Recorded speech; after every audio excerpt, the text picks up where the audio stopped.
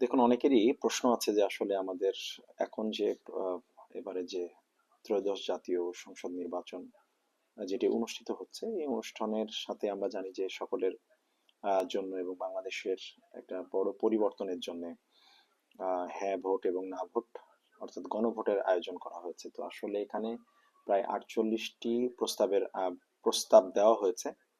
জুলাই জাতীয় সনদের যে প্রস্তাব, এই প্রস্তাবগুলোর মধ্যে প্রথম যে 9টি প্রস্তাব রয়েছে, খুবই সংক্ষিপ্ত আকারে যদি আমি বলতে চাই কেন আসলে আপনারা হ্যাঁ ভোট দিবেন, সেক্ষেত্রে প্রথম যে বিষয়টি ছিল সেটি হলো যে আগে বাঙালি জাতি, সংবিধানে বাঙালি জাতি শব্দ ব্যবহারে অনেকেই দেখা যেত যে নিজেকে আসলে বাঙালি নিজে মনে করতে পারতো না। 2 নাম্বার হলো যে মৌলিক অধিকারগুলো থাকলেও সেগুলো আসলে কাগজে কলমে ছিল, ফলে এগুলো খুব একটা মানুষকে উপকার দিতে পারতো না। এখন আমরা দেখি যে চলুন যে আসলে কি ধরনের প্রস্তাব এসেছে। এখানে প্রথমে বলা হয়েছে বাংলাদেশের প্রত্যেক নাগরিককে বাংলাদেশী নাগরিক হিসেবে স্বীকৃতি দেওয়া হবে। 2 নাম্বার বলা হচ্ছে রাষ্ট্রভাষা অবশ্যই বাংলা হবে এবং এর সাথে সাথে অন্যান্য যে ভাষাগুলো রয়েছে সেগুলোকেও সাংবিধানিক স্বীকৃতি দেওয়া হবে।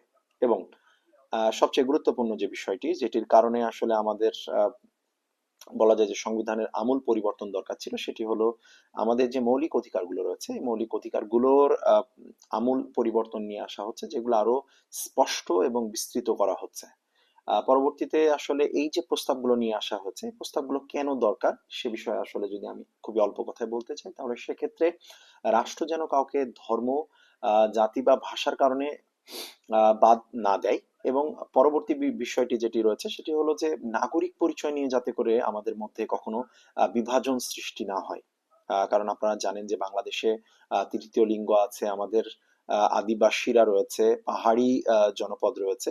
তো আমরা বিভিন্ন নামে আসলে তাদেরকে বলে থাকি। এগুলো নিয়ে যাতে করে কোনো রকমের কোনো ধরনের কনফিউশন না তৈরি হয়। এখন এখানে আসলে আমাদের লাভটা কি, আমরা যদি আসলে হ্যাঁ ভোট দিয়ে থাকি?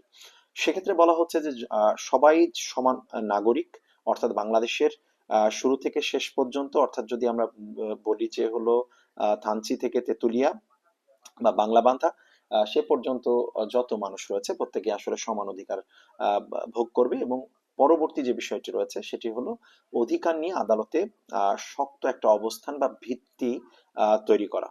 অর্থাৎ আপনি বাংলাদেশের যে কোনো প্রান্ত থেকে আদালতে যদি নিজেকে উপস্থাপন করেন, সেক্ষেত্রে আপনার অধিকার, আপনার যে রাইট রয়েছে সেগুলো সবসময় প্রতিস্থাপিত হবে। তাই আসুন সকলে আমরা হা ভোট দিয়ে বাংলাদেশের যে নতুন জয়যাত্রা সূচনা হতে চলেছে সেটির অংশ হওয়ার চেষ্টা করি।